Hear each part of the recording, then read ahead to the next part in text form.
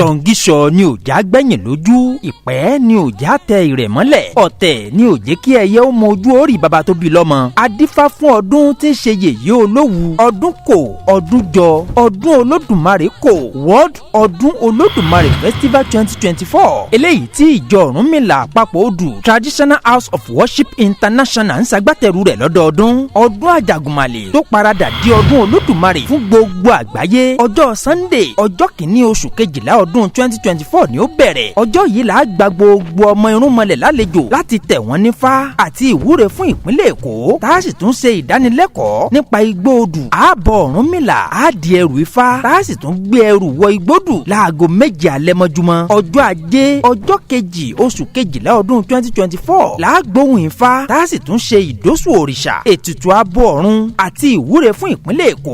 ọjọ́ kẹta oṣù kejìlá ọdún 2024 là á ṣe ìbọrí orí ìtẹ́, ìṣòro òrìṣà, tá a sì tún wẹ ìṣẹ́ àti ìyàdànù àti ìwúre fún ìpínlẹ̀ Èkó.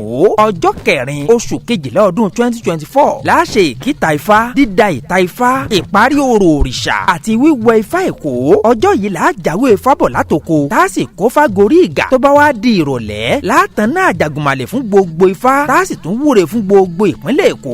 ọjọ́ kẹfà oṣù kejìlá ọdún 2024 là á bọ àwọn òrìṣà, tá a sì tún lọ sódò lọ pọnmi ọ̀tún. a jó bọ̀ látòdò tí àwọn egúngún náà ó sì máa jó. gbogbo ẹ̀ olú ilé ìjọsìn ìjọ Ọ̀rúnmìlà àpapọ̀ odù Traditional House of Worship International tó wà ní G&G bus stop àgbọ́wá ìkòsì ìkòròdú nípínlẹ̀ Èkó ni ó ti wáyé. tó bá di ọjọ́ keje oṣù kejìlá ọdún 2024 láàbọ̀ àjàgùnmàlè ní ìlú Ejìnrìn bẹ̀rẹ̀ látàgò 6 ìdájí sí aago 8 òwúrọ̀, ká tó wá lọ gun òkè ajé ní ìlú Náforíjà láago 9 òwúrọ̀ sí 11. lẹ́yìn èyí láàpá obì fún ìgúnnukó ní ìlú Tẹ̀mù, ká tó wá wọ igbó Ọ̀rúnmìlà ní òkè Ìpanrin, tá a sì da ifá ìpínlẹ̀ Èkó àti ifá àpapọ̀ odù. ìwọ tó o bá fẹ́ rìnrìn àjò lọ sílùú Ejìnrìn o gbọ́dọ̀ jẹ́po ata àti iyọ̀ títí tá a fi dé. ìwọ tó ń bọ̀ wá sílùú Tẹ̀mù mú orógbó dání tàbí obì tàbí owó ẹyọ láti bá irúnmọlẹ̀ pàdé. ìwọ tó ń bọ̀ wá sí ìlú Náforíjà mú onírúurú èso dání bí ọ̀gẹ̀dẹ̀ ọ̀mìnì,